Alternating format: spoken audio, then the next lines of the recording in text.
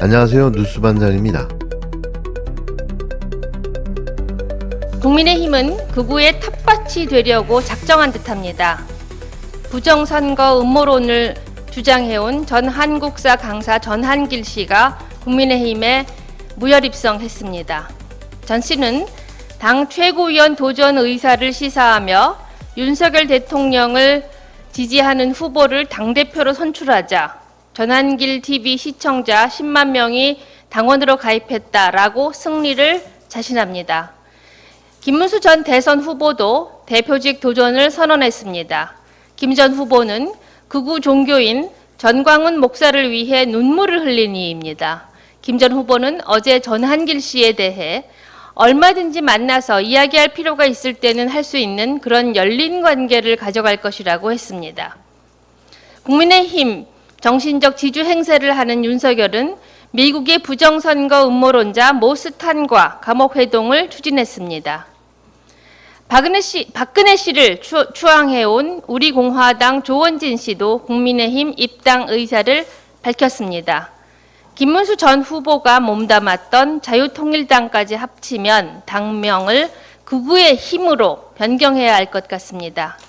김문수 대표의 전한길 최고위원, 전광훈, 조원진 고문, 정상적인 정당이라면 도저히 들어설 수 없는 지도부이지만 하룻밤 사이 대선 후보를 바꾸려고 했던 희한한 정당이라면 가능해 보입니다.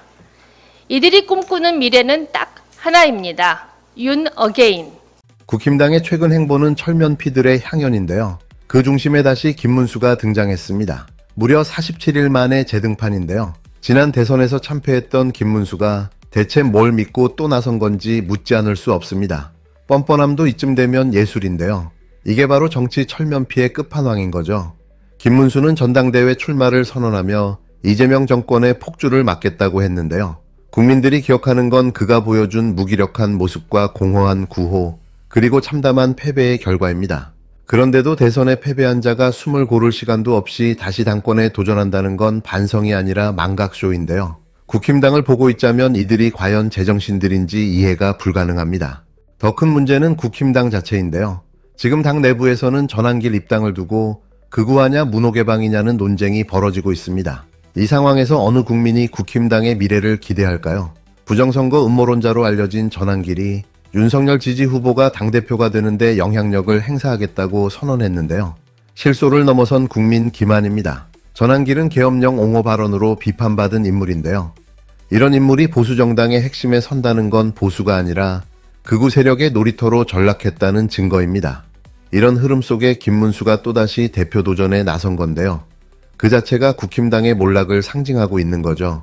이번 김문수의 재도전은 표면적으로는 이재명 정부를 막겠다는 명분을 내세우고 있지만 실제로는 찐윤 세력의 권력 쟁탈전인데요. 윤석열 탄핵 정국에서도 끝까지 그를 비호하던 그들이 이제 와서 당을 살리겠다고 나선 건 국민을 기만하는 쇼에 불과합니다. 지금의 흐름은 당을 더 깊은 나락으로 몰아넣고 있는 자충수인데요. 국힘당의 현 주소를 분명히 짚어야 합니다. 김문수의 재등판은 철면피의 완전체인데요. 전한길의 입당과 당권 영향력은 극우화의 상징입니다. 찐윤 세력의 결집은 자멸을 부르는 폭주 기관차인 거죠. 국힘당이 진정 미래를 원한다면 철저한 자기반성과 인적 쇄신이 먼저인데요. 실패를 직시하고 민심 앞에 무릎 꿇고 새로운 비전으로 다시 시작해야 합니다. 하지만 지금처럼 찐윤과 극우 인사들이 당을 장악하고 김문수와 전한길 같은 인물들이 전면에 나선다면 더 이상 답도 없는 거죠. 어차피 해산돼서 사라질 정당, 발악이라도 해보자는 심산이었을까요? 노답, 답이 없는 게 국힘당의 현실입니다. 통합이라는 취지에 대해서 이제 여러 생각들이 있을 수 있는데요. 네. 저는 이제 예를 들어서 우리가 어떤 정책이라든가 뭐 어떤 사안에 대한 평가들은 다를 수는 있고 또 그것이 통합의 취지로 녹여들 수는 있다고 생각하는데 그러나 이제 넘지 말아야 할 선 이런 건 있다고 생각하거든요. 그럼 물론이죠. 예. 그런데 이제 우리가 지금 보면 이번 대선이 어떻게 보면 내란을 종식시키고자 그래서 내란으로 인해서 생긴 대선이지 않습니까? 네.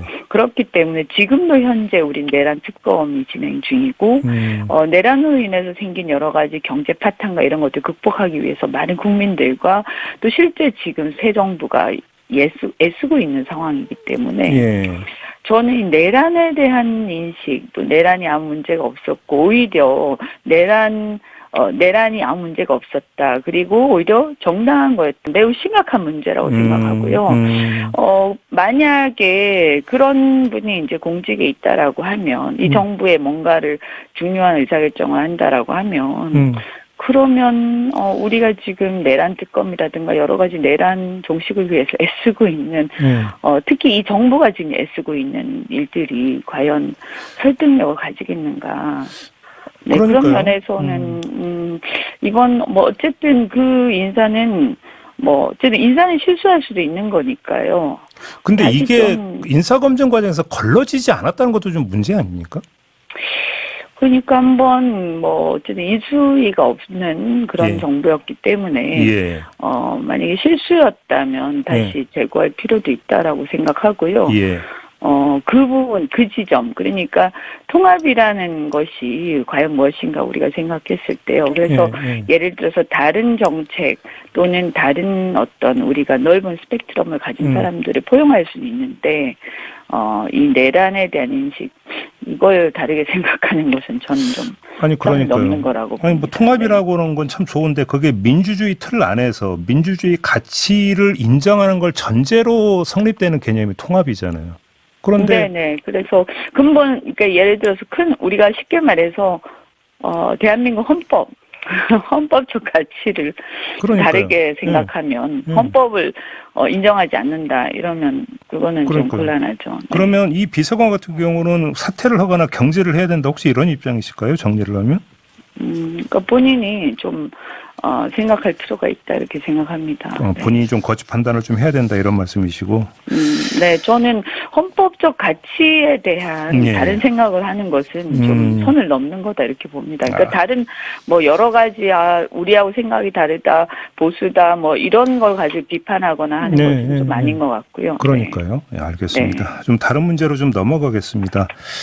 강준욱이라는 이름 처음 듣는 분들도 계실 텐데요. 이 사람이 무슨 말을 했는지 보면 단번에 알게 됩니다. 계엄을 옹호하고 민주당을 빨갱이라 부르며 문재인 정부를 김정은 수준이라 폄하한 인물인데요. 이런 자가 지금 대통령실 국민통합비서관 자리에 앉아 있습니다. 한마디로 기가 막힌 일인 거죠. 강준욱은 5년 전 한 강연에서 더불어민주당과 정의당을 지독한 빨갱이, 그냥 빨갱이라고 막말을 퍼부었는데요.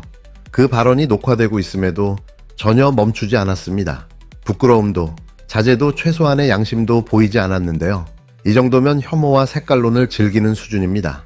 그러면서 국힘당의 전신인 미래통합당은 중도좌파 정당이라고 주장했는데요. 본인 스스로는 이념적으로 우위에 있다는 착각, 거부라는 프레임은 저쪽 애들이 씌운 거라며 자신은 바르게 말하는 사람이라는 환상에 빠져 있었습니다. 이쯤 되면 아집이 아니라 망상 수준인데요. 문재인 정부에 대한 발언은 더 가관입니다. 저쪽에는 더불어민주당이 있고 정의당이라는 게 있잖아요. 그냥 느낌상으로 보면 조금 지독한 빨갱이에 그냥 빨갱이 이런 느낌이 드는데 아니 녹화되는데 이런 이야기를 듣는 거 괜찮아요. 이쪽은 사실은 현재로 보면 미래통합당 하나밖에 없습니다. 그렇죠? 저는 미래통합당은 그냥 중도 좌파 정당이라고 생각하거든요. 그러면 이제 내가 그분이하고 이런 이야기도 있는데 그분하는 프레임은 저쪽에 대한 이야기고 사실 그냥 제대로 바르게 이야기하려고 하는 사람들 자꾸 그거라고 이야기하는 거죠. 문재인 정부가 하는 일은 사실은 황당하니까 더해서 김정은 하는 수준이 아닐까 저는 그런 수준으로 생각을 하고 있을 정도로 하지 말아야 돼요. 무슨 택배기사 노는 날까지 자기가 생색을 이야기를 하고 그냥 알아서 하게 두면 되잖아요.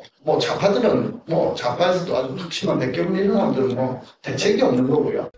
문재인 정부의 정책이 황당함에 더해 김정은 수준이라며 조롱했는데요. 이게 과연 공직에 몸담을 자의 입에서 나올 말일까요? 한국가의 전임 대통령을 김정은과 동급으로 묘사하는데 아무 문제의식조차 없었다는 건데요. 민주주의 기본 개념조차 의심스러운 발언입니다. 더 심각한 건 계엄 옹호인데요.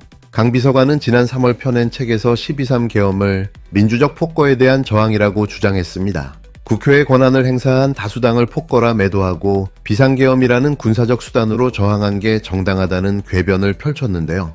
윤석열이 내세웠던 개헌 명분과 사실상 똑같습니다. 다시 말해 내란 기도를 합리화하고 미화한 셈인 거죠.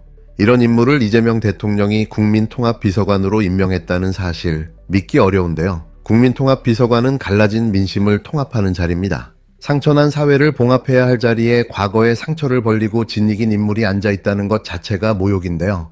이에 민주당 일각에서도 자진 사퇴를 요구하고 나섰습니다. 너무도 당연한 요구인데요. 내란이 정당했다고 보는 자가 국민통합을 말한다는 건 앞뒤가 안 맞아도 한참 안 맞는 일입니다. 헌법 질서와 가치를 정면으로 부정했던 자가 헌법 아래서 일하겠다는 것도 설득력이 없는데요. 강 비서관은 뒤늦게 사과문을 냈습니다. 계엄으로 고통을 겪은 국민께 깊은 상처를 드렸다며 진심으로 사죄한다고 밝혔는데요. 그러나 이 사과가 얼마나 진심일지는 의문입니다. 그가 쓴 책의 다른 내용을 보면 인식의 뿌리는 여전히 뒤틀려 있기 때문인데요. 그는 책에서 5.16 세력은 법에 따라 권력을 잡았다고 주장했습니다. 노동조합은 약자를 위한 것이 아니라 투쟁 도구로 이용된다고 했는데요. 후쿠시마 오염수 문제도 국민의 공포심을 조장하는 왜곡이라고 말했습니다. 결국 역사도 시민도 환경도 모두 거슬러 올라가는 인식인데요. 이런 인물을 등용한 것 자체가 큰 실책입니다. 설령 사과가 진심이었다 하더라도 그의 과거 발언과 저서는 국민통합이라는 중대한 책무를 맡기에는 자격 미달입니다. 자격이 없는 자는 자리를 내려놓는 것이 최소한의 도리인데요. 강준욱은 지금이라도 스스로 물러나야 합니다. 국민통합은 말로만 되는 게 아닌데요. 통합은 상처 위에 소금을 뿌린 자를 중책에 앉힌다고 이루어지는 게 아닙니다. 그런데 더 황당한 건 이자가 자신의 거취에 대해서는 아무런 입장도 밝히고 있지 않다는 건데요. 쫓아내기 전까지 버티겠다는 거죠. 그럼 지금 당장 쫓아내야 합니다.